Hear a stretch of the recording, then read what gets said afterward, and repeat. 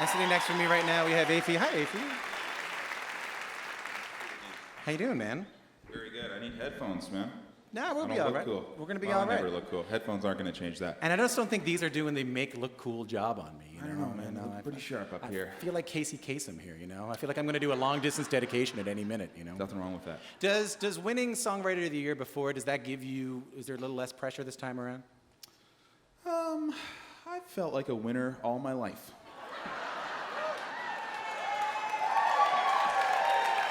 I don't know. I mean, you know, at the risk of sounding arrogant, I have had the fortune to go to the Junos many times. Yeah. And lost more than I've won, but winning is pretty sweet. Yeah. And now, yeah, I don't know. I'm just happy to be here, especially I get to share it with my band. I usually come to these things by myself, so it's nice to be here with the whole band, and my wife's here. So it's kind of like it's like a 4-night all-inclusive paid vacation in London, Ontario. Yeah. It's pretty sweet. That sounds pretty good to me. Pretty good. And you're, I should say, though, you are up, maybe as opposed to other years, you're up against Shawn Mendes this year for Songwriter of the Year. Sorry, I'm against Shawn Mendes? Yeah, so you versus, Oh. yeah, it's just the two of you in the category, yeah. And it's a boxing match, I'm not going to lie to you. It's not going to be Yeah, good. well, jeez. Well, then they probably already gave him the trophy. But you know what? Shawn Mendes ain't coming to London, Ontario, is he? Oh, my God. You heard it here first. I'm throwing shade at Shawn Mendes. Imagine if I just started playing his music right now and Yeah. he walked out with a steel I actually chair. really like his music. I actually wrote a song which I thought was quite sexy, and I don't have the ability to sing those songs, so I thought Shawn Mendes might be a good candidate to do one of those tunes. Well, you know, and I know if he's listening, we're- which he's not. Shawn Mendes is the biggest Q fan I've ever met in my I bet he entire is. life. He's yeah. a very sweet Him young and man. Selena Gomez, they sit around listening to Q all day. They're like, Yeah. oh, wow. That's an interesting interview with Harrison Ford's makeup artist. Holy smokes. All jokes aside, though, you know, what does it mean to be nominated for a Juno for you? I mean, it's just the truth is I spend most of my time traveling outside of Canada. We tour obviously a ton in the U.S. and in Europe and Australia, all over the world. Really fortunate to get to travel a ton. And so, you know, ironically, I only played maybe 10, 15 shows a year here. Yeah. And so to be recognized in any way at home, you know, where I live is really special and means a lot. And you moved away from your home recently. You're living out in the. I'll just say I'm not going to give away your address here, but you're living out in the East Coast, my Yes. neck of the woods. Yes, I like nature, and so some people move for work, some people move for love. I moved for trees and rocks and water. That's what I like. Yeah. And jobs. Yes, Yeah. some people move for jobs. That's Yeah, true. jobs. I'm fortunate to get to work in London, Ontario, mostly. We're playing a show in this very venue. I don't believe it's sold out yet. Hint, hint. So I don't know. I don't know if that's true.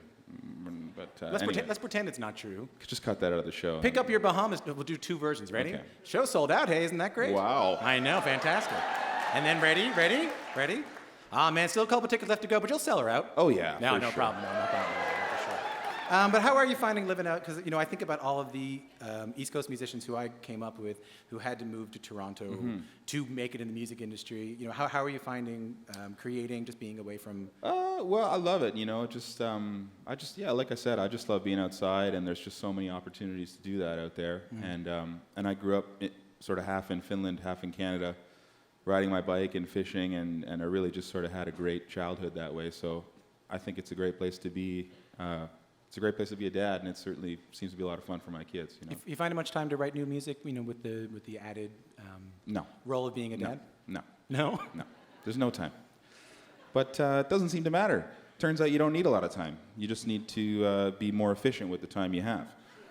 And yeah, so I don't know. I love the idea of going away on some retreat to find myself and have the songs come, but that's just hasn't been my experience yet. So I've also had people tell me that like the more restrictions you can put on yourself as a songwriter, like if you could say I have 15 minutes to do this and I can't do this later, or you know I have this guitar I can't use, you know I can't go downstairs and get another one because I might wake the kid up. Yeah. That could actually improve the absolutely, creative process. absolutely, Yeah. absolutely. Well, you know, it's just we're spoiled for options in everything with life. You know. Yeah. So if you have 10 incredible restaurants to choose from, that can be tough. Yeah. Life can be hard. But if there's just one option, then you say, well, we're either going there or we're not. And yeah, so I don't know. I'll do I'll do things to sort of narrow my options, and that seems to bring out creativity for sure. You know, I think one thing that probably helps with that is I think, honest to God, you do have maybe the best band in the country right now. I agree. Yeah, don't you think, Yeah. guys? Aren't they incredible? Yeah. But I think about you, like when I first heard about you, you were playing as a sideman to a lot of different musicians, a side person, I should say, to a lot of different musicians. You were kind of in the back of the bars I was seeing playing a guitar. Do you think that's impacted how you choose people to play with? Yeah, probably. I'm not sure if there's a direct something that I reference directly, but yeah. I mean, I had really positive experiences working for other people and playing in other people's bands. I never really felt like I had to cut my teeth, Right. like some other musicians paid their dues, and I just never did that. Right. I got to travel and play music, and I thought the quality of the music that I was playing was very, very good, and so you know, I feel very fortunate. I guess what I learned is if you just surround yourself with really good people, then it can make the worst day the best day. And I mean, I know that's an obvious thing to say, but there's so much time away from home, so you really want to just be with people that you like. And, you know, I'm lucky to have that. You know, if anyone ever leaves, I got 2 words that might be able to help you out, though. Shawn Mendes. Shawn Mendes. You know, I think he can do it all. I wonder if Shawn Mendes would have me in his band. Do you think? I think he He's would. probably not short on, you know, the most expensive guitar player in LA has that job already, right? I talked to him like a couple of days ago. Yeah. Pretty normal guy from Pickering. I think he could do it. No, I know. I'm waiting for the call, Shawn. Shawn, as you're listening to this, give us a call and give us a call. We're live on stage. Yeah, right give now, us a call. Yeah, give us Tom a call. and I have Shawn. a what do you call it? A party line now. Yeah. Yeah. 10%. Yeah. Okay, good. Ladies and gentlemen, Bahamas, give him another round of applause. Right on. Thank you.